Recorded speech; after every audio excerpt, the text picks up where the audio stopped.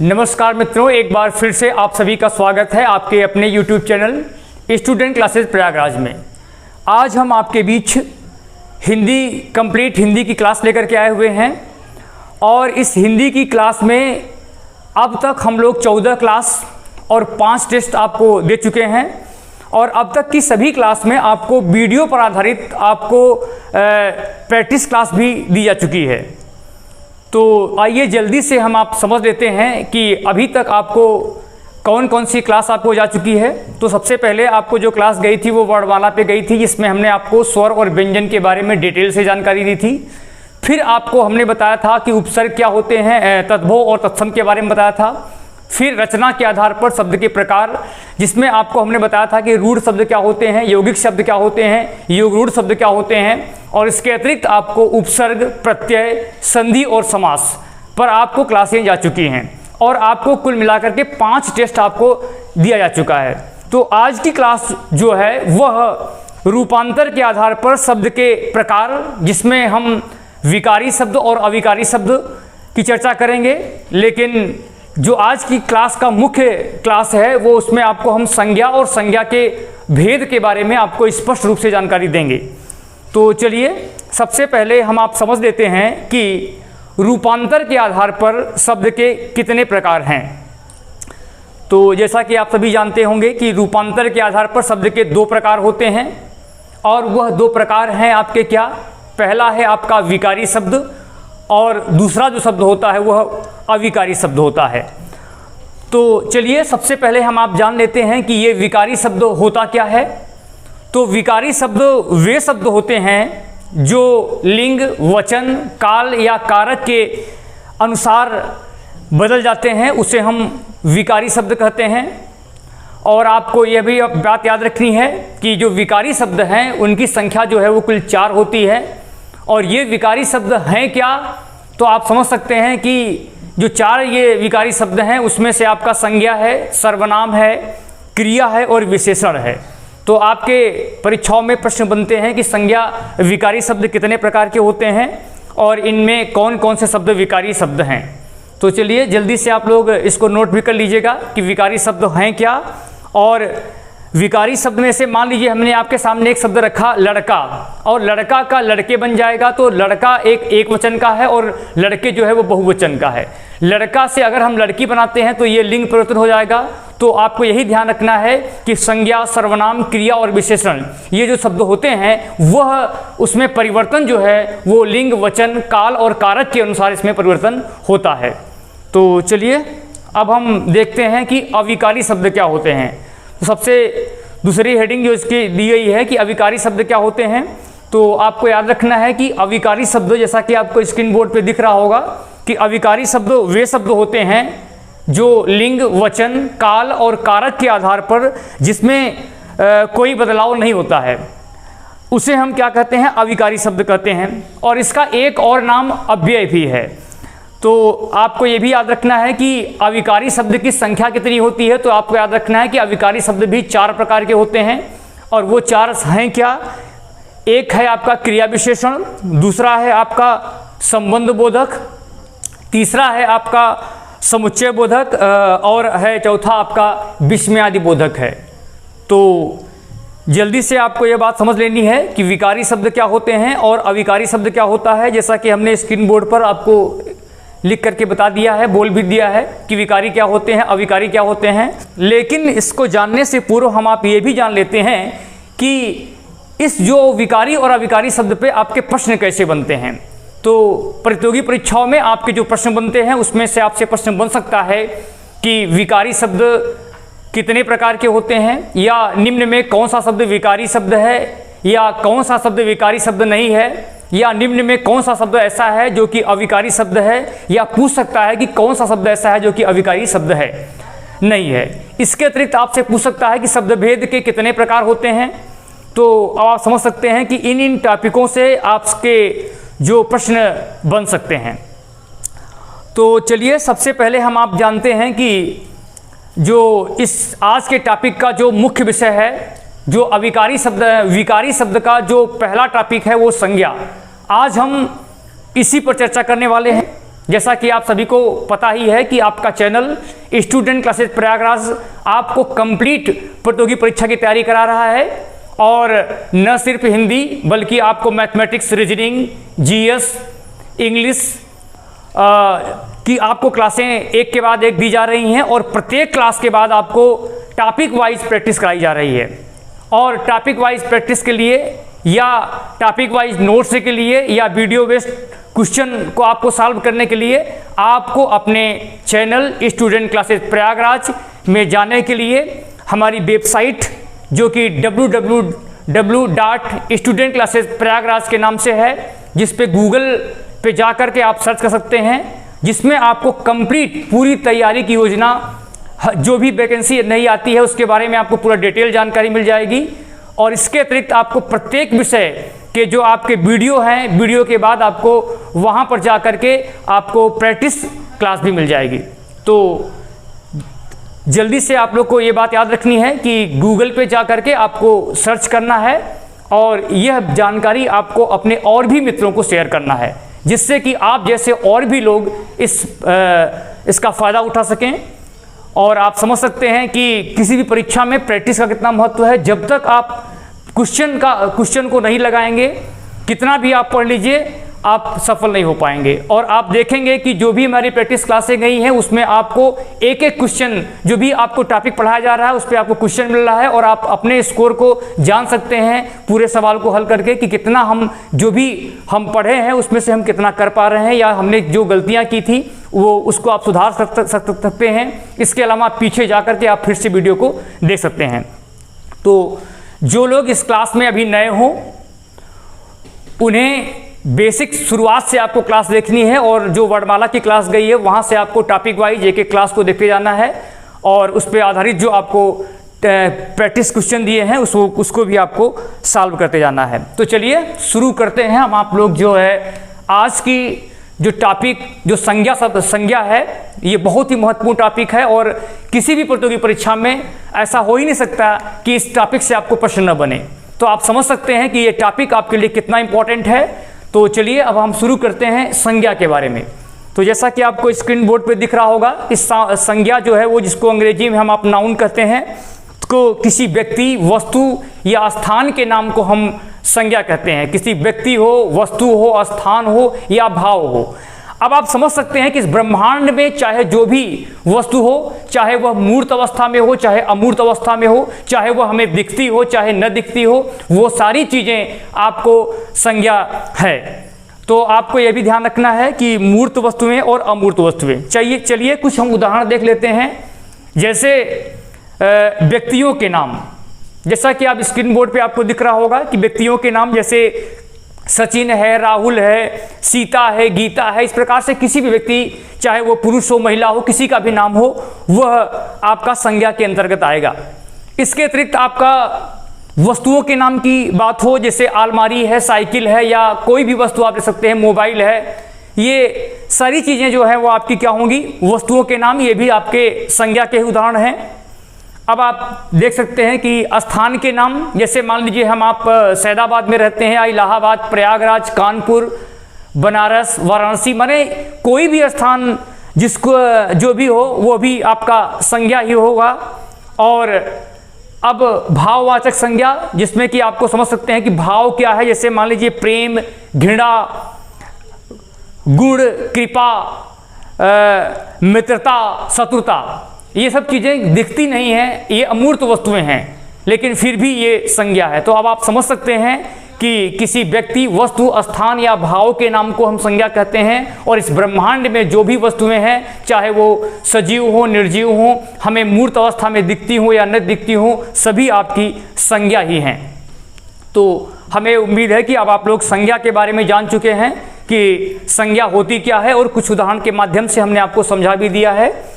तो चलिए अब हम आप समझते हैं कि अर्थ के आधार पर संज्ञा के कितने भेद होते हैं। तो अर्थ के आधार पर संज्ञा आपकी 5 प्रकार की होती है, और ये 5 प्रकार हैं क्या, चलिए हम आप समझ लेते हैं कि ये 5 प्रकार हैं क्या। पहला है आपका व्यक्तिवाचक संज्ञा, दूसरा जो है आपका जातिवाचक संज्ञा है, तीसरा जो है वो आपका समूहवाचक संज्ञा है, चौथा द्रव्यवाचक संज्ञा है और ये पांचवा जो है वो आपका भाववाचक संज्ञा है। तो अब आप समझ चुके होंगे कि अर्थ के आधार पर संज्ञा के कुल 5 भेद होते हैं और ये 5 भेद हैं क्या? व्यक्तिवाचक संज्ञा, जातिवाचक संज्ञा, समूहवाचक संज्ञा, द्रव्यवाचक संज्ञा और भाववाचक संज्ञा। तो जल्दी से आप लोग इसको नोट कर लीजिए क्योंकि ये बहुत ही इंपॉर्टेंट टॉपिक है, इससे निश्चित रूप से आपकी परीक्षाओं में प्रश्न बनेंगे। तो चलिए, संज्ञा के पहले भेद जिसको कि हम व्यक्तिवाचक संज्ञा कहते हैं, आज हम सबसे पहले इस पर चर्चा करेंगे। तो जैसा कि आपको स्क्रीन बोर्ड पर अब दिख भी रहा होगा कि व्यक्तिवाचक संज्ञा, तो व्यक्तिवाचक संज्ञा हम उस संज्ञा को कहते हैं जिस संज्ञा शब्द से किसी विशेष व्यक्ति, किसी विशेष वस्तु या किसी विशेष स्थान का जहां पर जिक्र होता है वह संज्ञा आपकी व्यक्तिवाचक संज्ञा होती है। जैसे राम, सचिन, सौरभ, रोहित, प्रयागराज, सोमवार, दिसंबर, यदि ये सब चीज़ें भी आपकी क्या होती हैं? व्यक्तिवाचक संज्ञा है। तो चलिए अब हम आप देख लेते हैं कुछ प्रमुख व्यक्तिवाचक संज्ञा के बारे में जान लेते हैं, क्योंकि बहुत से लोग भ्रमित हो जाते हैं कि किन किन शब्दों में आपका संज्ञा जो है वो व्यक्तिवाचक होती है, किसमें आपकी जातिवाचक है, क्योंकि लोग भ्रमित ज़्यादा इसी में होते हैं। जाति को व्यक्ति मान लेते हैं और व्यक्ति को जात मान लेते हैं, इसी में आपकी गलतियाँ होती हैं। तो अब आपको, हमें उम्मीद है कि इस क्लास को देखने के बाद ऐसी गलतियाँ आप नहीं करेंगे और बहुत ही आसानी से आप इन सबको समझ पाएंगे। तो चलिए, व्यक्तिवाचक संज्ञा के कुछ प्रमुख उदाहरण, जैसे आपको यहाँ स्क्रीन बोर्ड पर अब दिख रहा होगा कि महीनों के नाम या दिनों के नाम। जैसा कि आप सभी जानते हैं कि महीने आपके 12 होते हैं, तो जनवरी से लेकर दिसंबर तक के जो महीने हैं या हिंदी के जो महीने होते हैं, जब भी इनके नाम का जिक्र होगा वह जनवरी है, फरवरी है, मार्च है, जून है, अगस्त है, दिसंबर है, कोई भी महीना हो, चाहे हिंदी का महीना हो, चैत्र, बैसाख, ज्येष्ठ, आषाढ़, ये सब भी आपका जो है वो इसके अतिरिक्त आपके दिनों के नाम है। जैसा कि आप सभी को पता है कि दिन जो है वो 7 दिन होते हैं, रविवार, सोमवार, मंगलवार, बुधवार, बृहस्पतिवार, गुरुवार, शुक्रवार और शनिवार। तो ये सब जो है वो महीने के नाम हो चाहे वो दिनों के नाम हो, वे सब आपके व्यक्तिवाचक संज्ञा के ही उदाहरण हैं। तो चलिए अब हम देखते हैं इसमें दूसरे टॉपिक पे कि चाहे वह ग्रह नक्षत्रों के नाम हो, ग्रहों के नाम हो या नक्षत्रों के नाम हो। जैसा कि आप सभी जानते होंगे कि रोहिणी नक्षत्र, भद्रा नक्षत्र, ये सब जिन नक्षत्र होते हैं, तो नक्षत्रों के नाम भी आपके व्यक्तिवाचक संज्ञा में ही इनको गिना जाता है।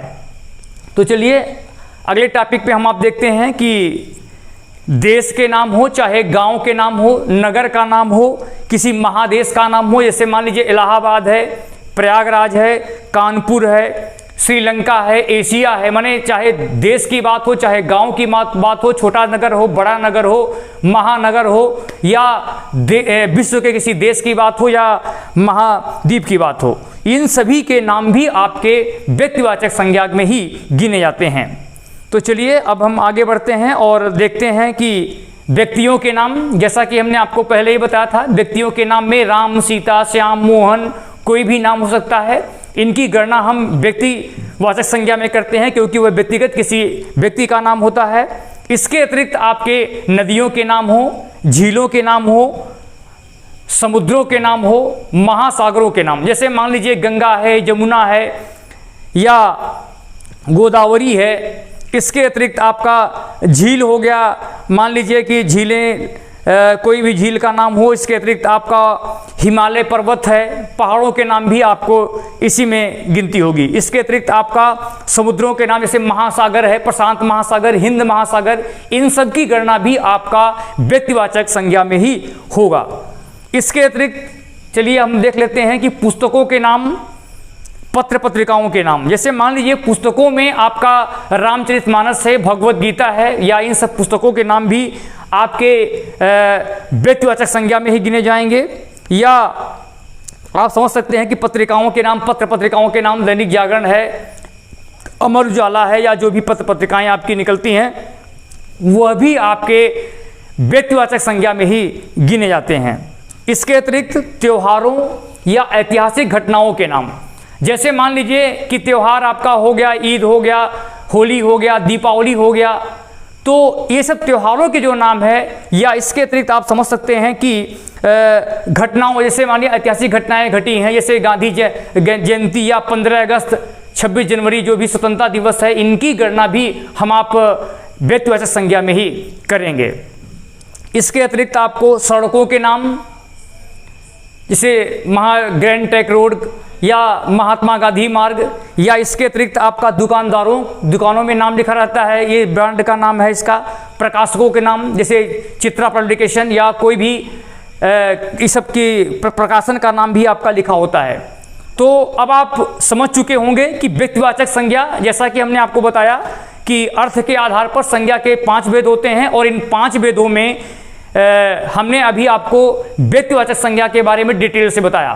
तो चलिए एक बार हम फिर से देख लेते हैं कि कहाँ कहाँ पर आपका व्यक्तिवाचक संज्ञा होगा। जैसा कि हमने आपको बताया, चाहे वह महीनों के नाम हो या दिनों के नाम हो, ग्रहों या नक्षत्रों के नाम हो, देश, गांव, नगर, महानगर या महादेशों के नाम हो, या किसी व्यक्तियों के नाम हो, नदियों, झीलों, समुद्रों या पहाड़ों के नाम हो, पुस्तकों या पत्र पत्रिकाओं के नाम हो, त्योहारों या ऐतिहासिक घटनाओं के नाम हो, सड़कों, दुकानदारों या प्रकाशकों के नाम हो। तो इन सब चीज़ों की जानकारी जो हमने आपको बताई, ये सब आपके व्यक्तिवाचक संज्ञा में गिने जाते हैं। तो चलिए, हमें उम्मीद है कि आप लोग ये सब समझ रहे होंगे और आप हिंदी की प्लेलिस्ट में हैं, और आज आपको हिंदी के बहुत ही महत्वपूर्ण टॉपिक संज्ञा, विकारी शब्द में संज्ञा के बारे में आपको डिटेल से बताया जा रहा है, और अर्थ के आधार पर संज्ञा के पहले प्रकार व्यक्तिवाचक संज्ञा तक आप सीख चुके हैं। तो चलिए, इस जो टॉपिक को अभी मैंने बताया, इसको आप लोग नोट कर लीजिएगा, जिससे कि आप जब भी इस प्रकार के प्रश्न आपकी परीक्षाओं में बने तो आप इनको लगाने में गलतियां न करें। आपसे प्रश्न बन सकता है कि निम्न में कौन सा संज्ञा ऐसी है जिसमें कि व्यक्तिवाचक संज्ञा का प्रयोग हुआ है या किसमें नहीं हुआ है। तो आपके सामने 4 विकल्पों में 3 में दिया रहेगा और 1 में नहीं रहेगा। तो आपको समझना है कि किसमें पूछा जा रहा है, नहीं है, किसमें है। तो बहुत ही आसानी से अगर आप इन क्लास को पूरा देखेंगे तो आप बहुत आसानी से संज्ञा वाले पोर्शन में, जो आज की टॉपिक का विषय है, उसमें आप कभी भी गलतियां नहीं करेंगे।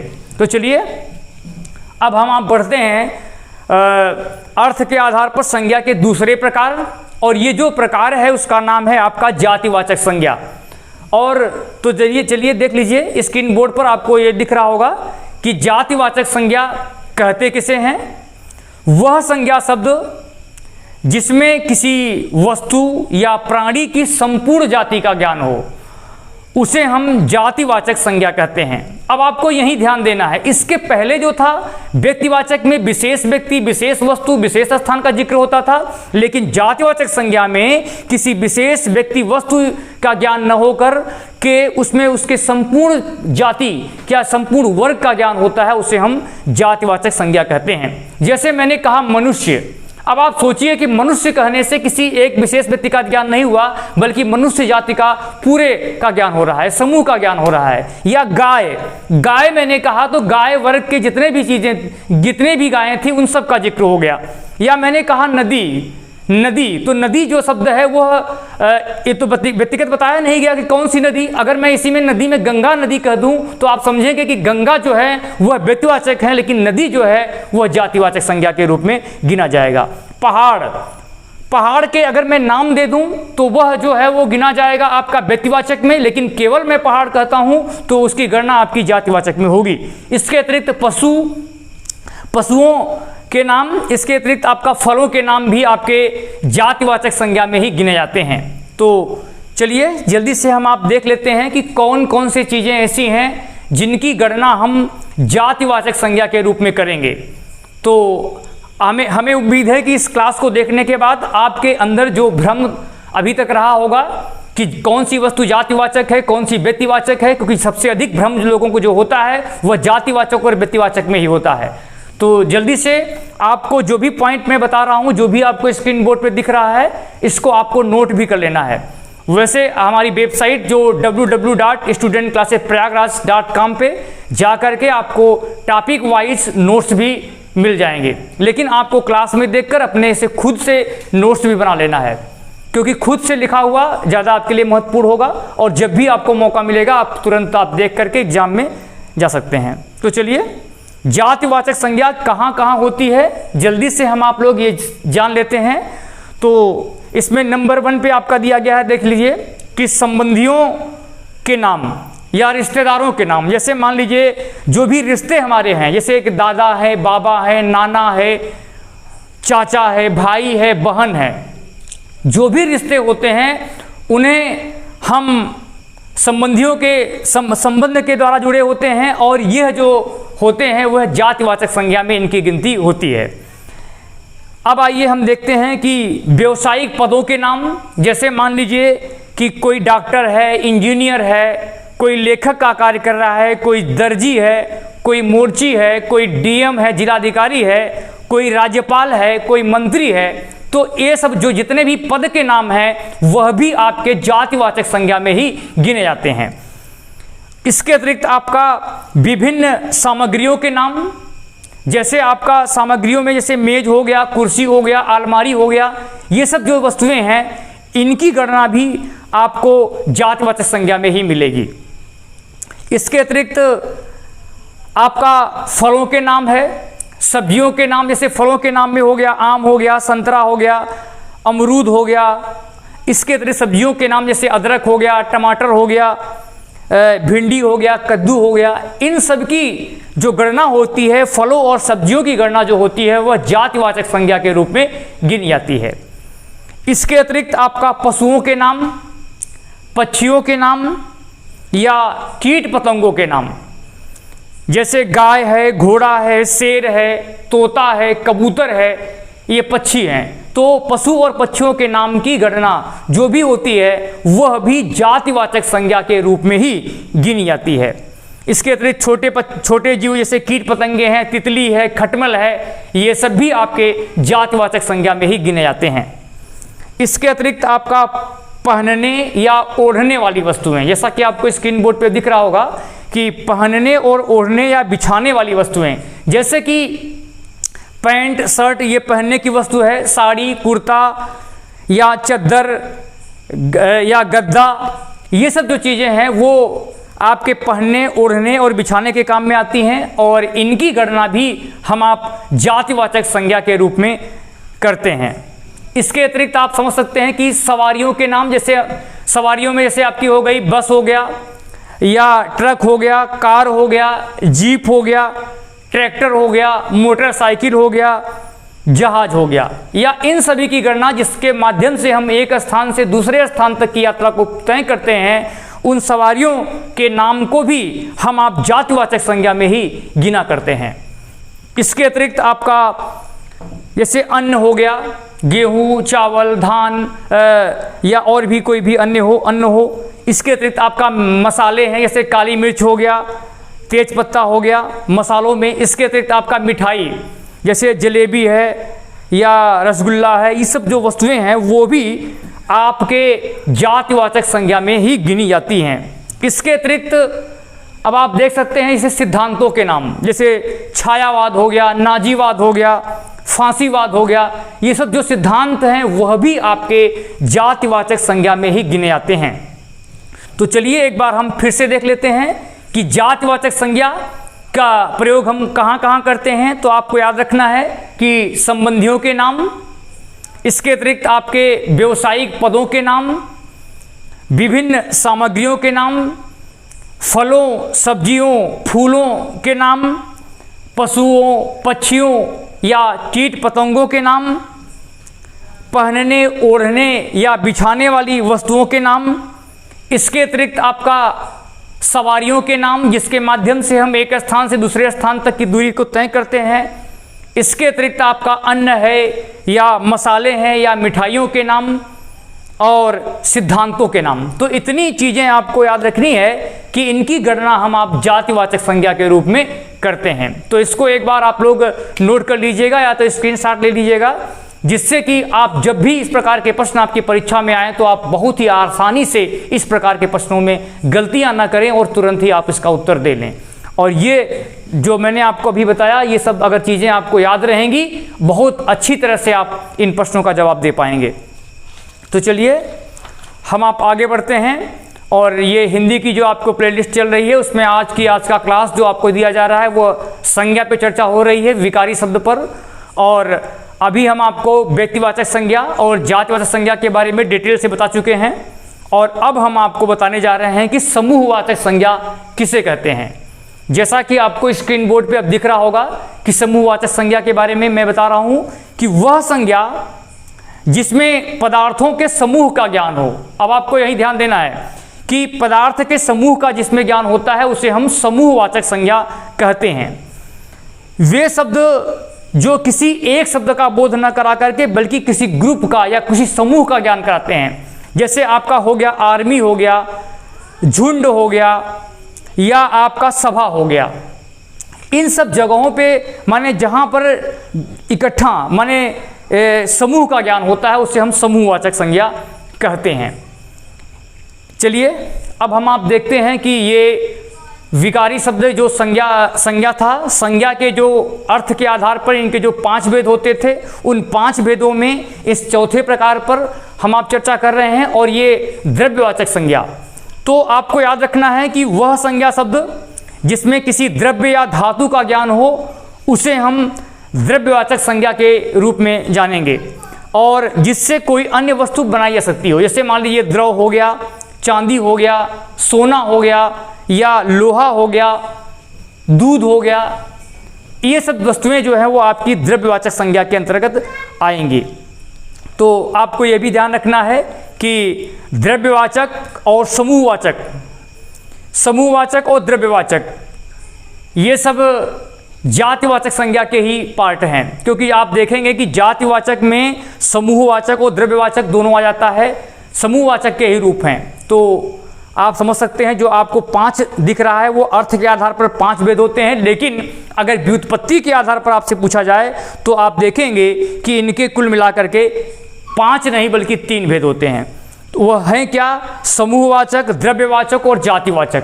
तो आपको याद रखना है कि जातिवाचक में ही आपका समूहवाचक संज्ञा और द्रव्यवाचक संज्ञा भी आता है। जैसा कि हमने आपको उदाहरण के रूप में समझाया भी था कि द्रव्य भी उसी में आता है, और जो समूह की वस्तुएं होती हैं वह भी आपके जातिवाचक संज्ञा में ही गिने जाते हैं। तो आपसे अगर प्रश्न करे कि अर्थ के आधार पर संज्ञा कितने प्रकार की होती है, तो आपका उत्तर होगा 5 प्रकार की। लेकिन अगर व्युत्पत्ति के आधार पर संज्ञा के प्रकार पूछेगा तो आप बताएंगे 3 प्रकार, और वह 3 प्रकार हैं क्या? पहला है आपका व्यक्तिवाचक, फिर है आपका जातिवाचक, और फिर उसके बाद आपका है ये भाववाचक।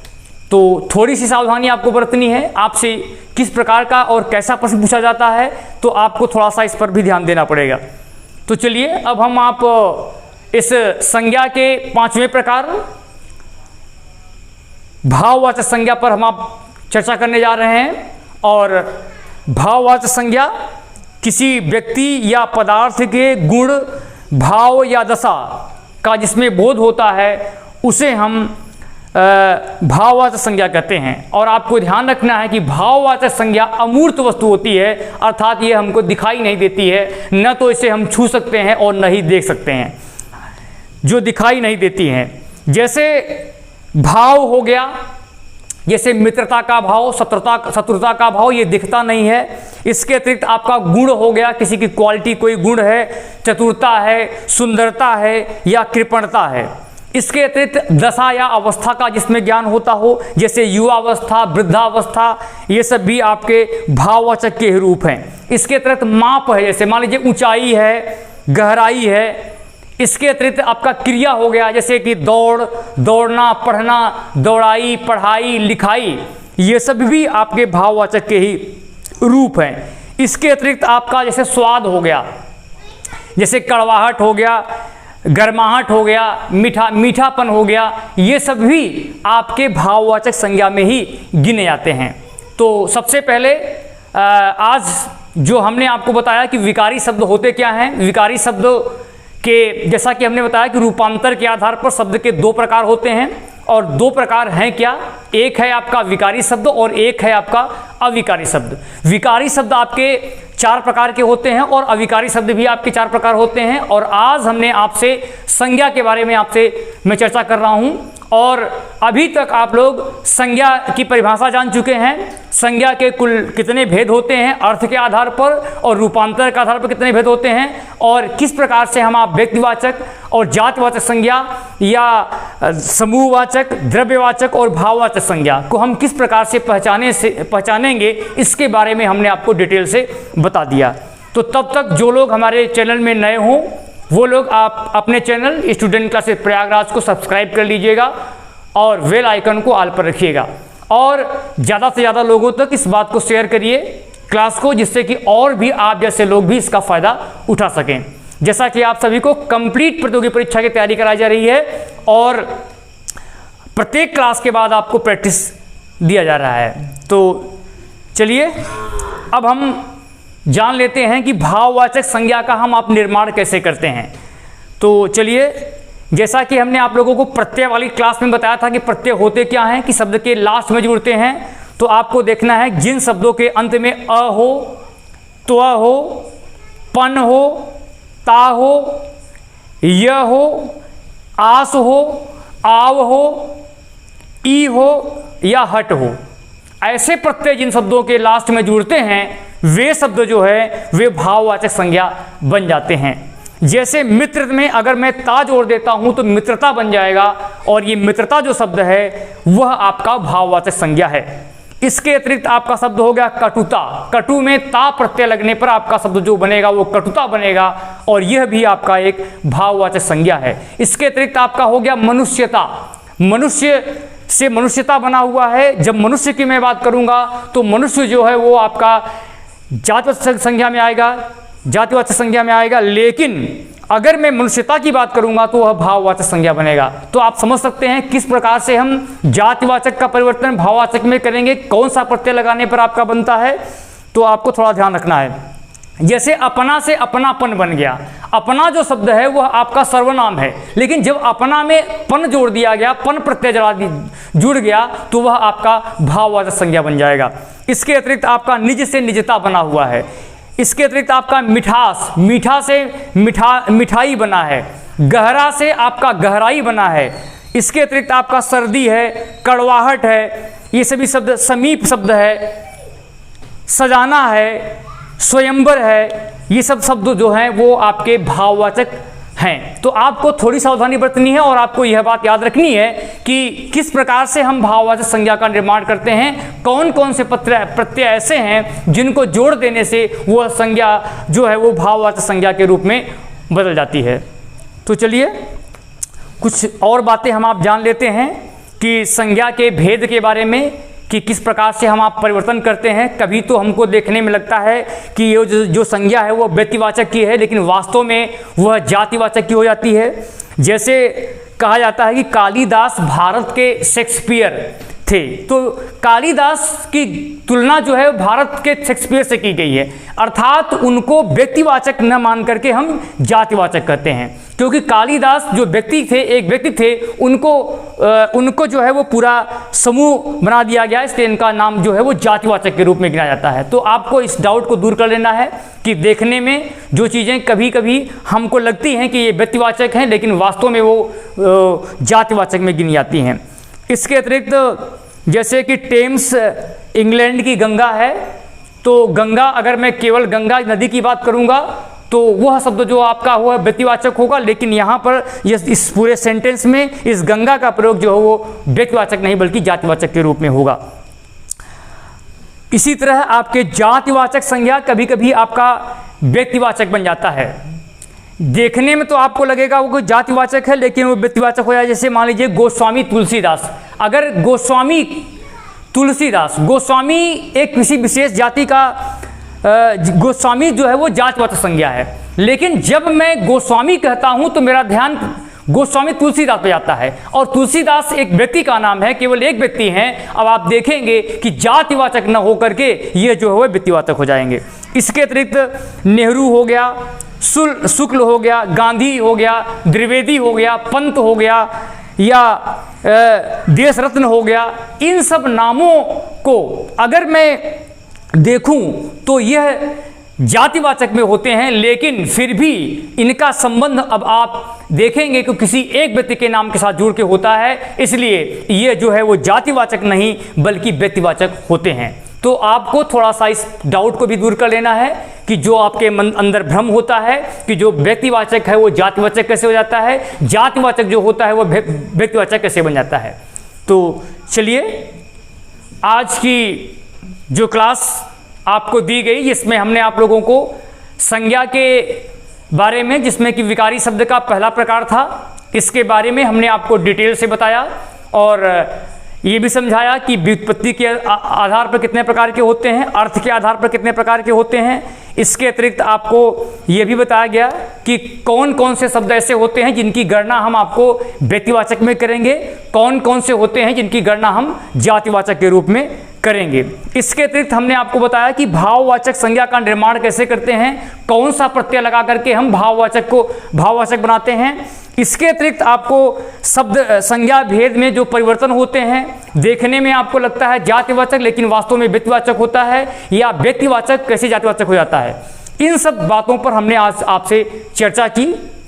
उम्मीद है कि आपको ये क्लास समझ में आई होगी और जैसा कि आप सभी को पता है कि प्रत्येक क्लास के बाद आपको टॉपिक वाइज प्रैक्टिस मिल रही है और इसके लिए आपको आपके चैनल www.studentclassesprayagraj.com पर जाकर के आपको पूरी टॉपिक को पहले देखना है और टॉपिक को देखने के बाद आपको उस पर आधारित आपको प्रैक्टिस करना है।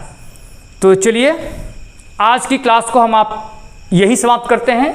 अगली क्लास में हम आपके बीच हिंदी की जो प्लेलिस्ट चल रही है उसकी एक नए टॉपिक के साथ आपके बीच फिर से हाजिर होंगे। तब तक के लिए धन्यवाद।